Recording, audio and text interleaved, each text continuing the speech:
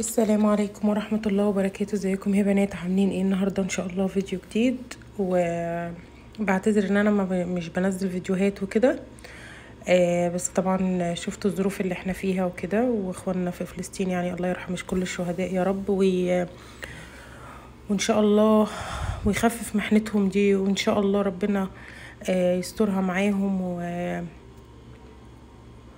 وتخلص الحرب دي على خير ان شاء الله. يعني مفيش حرب بتخلص على خير، بس ان شاء الله تخلص خير وكفايه بقى كده. موت في الاطفال والناس العزله اللي ما عندهمش حتى، يعني ما عندهمش اي شيء يعني يدافعوا بيهم عن نفسهم. يعني احنا ما قدامناش غير الدعاء، ربنا ينصرهم ان شاء الله ويثبتهم وربنا يرحم كل الشهداء يا رب. زي ما انتم شايفين كده ان شاء الله. هعمل بط، دي بطايه انا غسلاها كويس جدا، وطبعا عملت لها تتبيله كده طماطم وبصل وثوم وشويه ملح وفلفل اسود وبهارات، 7 بهارات. تمام. ومعايا طبعا زبده، انتوا شفتوا الزبده.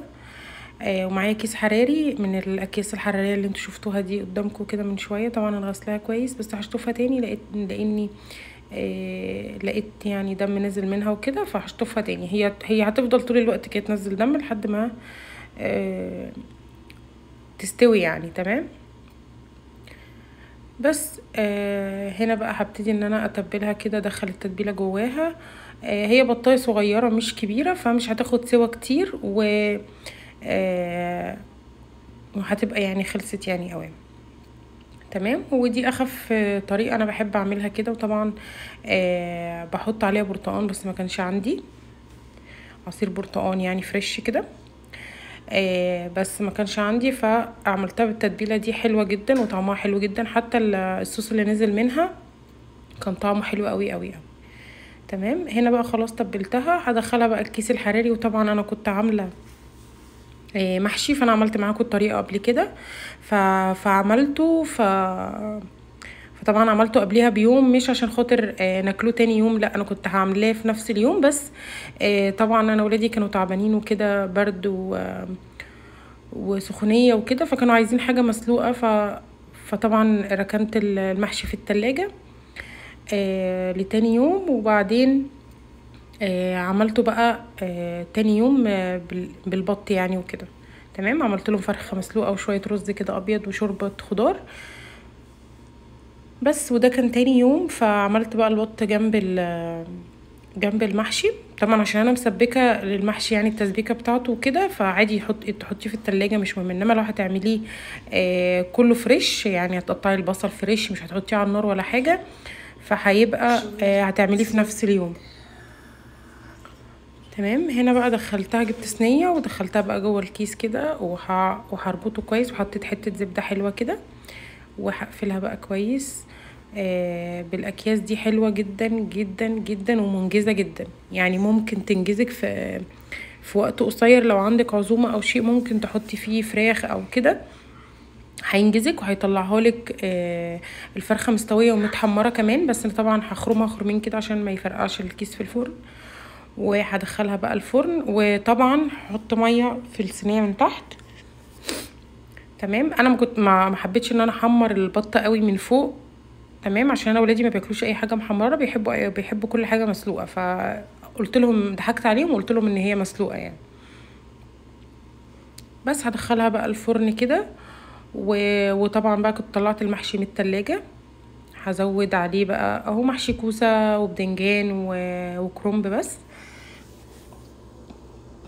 بس كده. هحط له بقى الميه بتاعته، وهحط له صلصه وشويه فلفل اسود وشويه ملح. حطيت له ميه مغليه عادي خالص، ممكن تحطي له ميه مغليه، ممكن تحطي له ميه يعني ميه عاديه براحتك خالص. تمام. بس هحطه بقى كده على النار، وهبتدي ان انا هعمل شويه شوربه شعريه كده، عشان طبعا الولاد كانوا لسه تعبانين وكده، فاعمل لهم شويه شوربه شعريه بسيطه خالص وسهله، مش هتاخد منك وقت خالص. تمام. وخفيفه. انا عملتها كده، قطعت بصلايه صغيره، حمرت الشعريه وقطعت بصلايه صغيره زي ما انتم شايفين، شوحتها بحته سمنه صغيره خالص، مش كبيره يعني ومش كتير.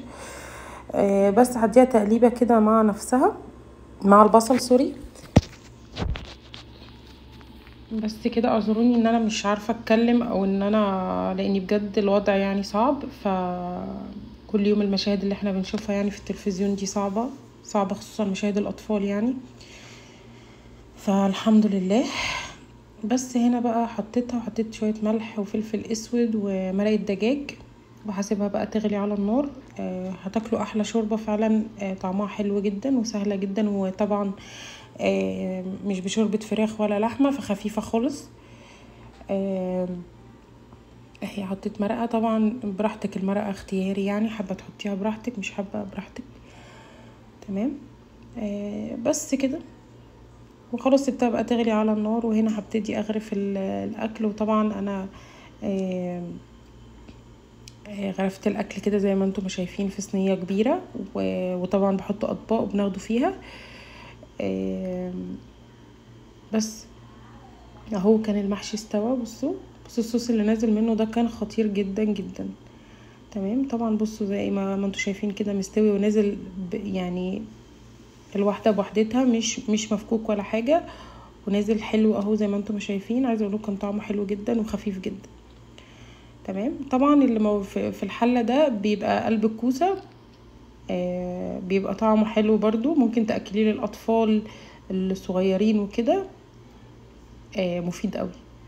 بس هنا غرفنا خلاص اهو. وطبعا طلعت البطه كمان من الفرن. بس عايزه اقول لكم كان طعمه حلو جدا وريحته حلوه قوي قوي قوي. بس وهنا كانت الشوربه خلاص طفيت عليها اهي كده خلاص. بس هغرفها بقى. طبعا طلعت البطه زي ما انتم شايفينها. عايزه اقول لكم كان طعمها حلو جدا، طبعا عشان هي صغيره فما خدتش وقت في الفرن. تقريبا ساعه او ساعه و10 دقايق حاجه كده يعني. بس وده كان الفيديو بتاعنا النهارده. متنسونوش في اللايك والشير وسبسكرايب. باي.